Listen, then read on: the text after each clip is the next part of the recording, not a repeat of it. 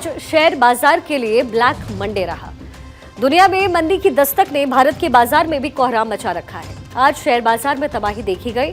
इतनी तबाही तो मोदी सरकार के बहुमत ना मिलने और बजट के बाद भी नहीं देखी गई थी जितनी आज देखी गई। मंदी का आहट है और इससे आहट से शेयर बाजार में 17 लाख करोड़ रुपए स्वाहा हो गए। सेंसेक्स निफ्टी तकरीबन 3% टूट के गिरे। भारतीय शेयर बाजार 2600 अंकों तक गिरने के बाद सेंसेक्स 2222 अंक टूटकर बंद हुआ।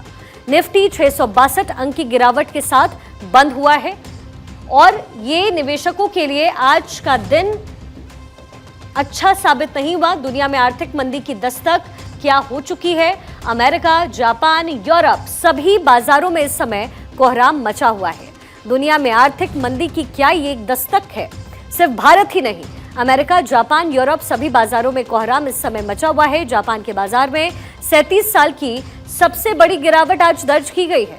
वहीं गोल्डमैन सैश ग्रुप इंक ने इकोनॉमिस्ट ने अमेरिका में मंदी आने के अनुमान को 15% से और बढ़ा करके 25% कर दिया। अमेरिका में बेरोजगारी दर 4.3% पर पहुंच गई है। 2021 के बाद अमेरिका में बेरोजगारी का सबसे बड़ा यह आंकड़ा है। जियोपॉलिटिक्स के चलते भी बाजार धड़ाम से गिरा है। ईरान और इजरायल में युद्ध की आशंका को देखते हुए भी बाजार गिर रहे हैं।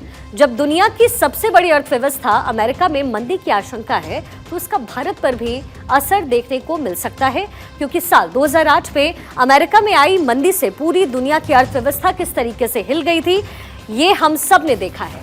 लेकिन सेंसेक्स आज ऐसे क्यों गिरा, इसकी क्या वजह है, ये आपके लिए समझना जरूरी है। सबसे पहले आपको बता दें, अगर आप निवेश करते होंगे तो आपको ये जानकारी पहले से होगी और लगभग भारत का हर दूसरा शख्स निवेश करता है, सेंसेक्स में पैसे लगाता है। 17 लाख करोड़ रुपए निवेशकों के स्वाहा हो चुके हैं। सबसे बड़ी जो वजह है वो दरअसल ये है कि ईरान और इजराइल में युद्ध की आशंका है। आशंका एक बड़ी वजह बताई जा रही है। आप देख रहे हैं कैसे ईरान और इजराइल जो है वो युद्ध की तरफ तेजी से बढ़ रहे हैं और बाजार हमेशा इसी से चलता है। और सबसे बड़ी बात यह है कि डॉलर जो है वो और मजबूत हो गया है। हालांकि डॉलर को लेकर के हमेशा संग्राम चलता रहा है, इसमें मजबूती आई है।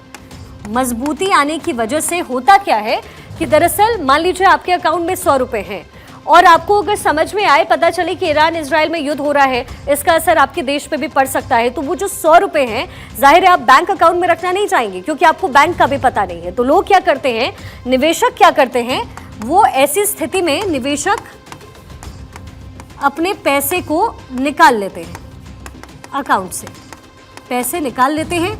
जैसे ही ये पैसे निकलते हैं निवेशकों के, जैसे ही ये पैसे निकलते हैं डॉलर में मजबूती आ जाती है और जब डॉलर में मजबूती आती है तो इसका जो है सेंसेक्स पर बहुत ज़्यादा असर पड़ता है। इसके साथ ही हमने आपको बताया कि अमेरिका में मंदी की आशंका जाहिर की गई है।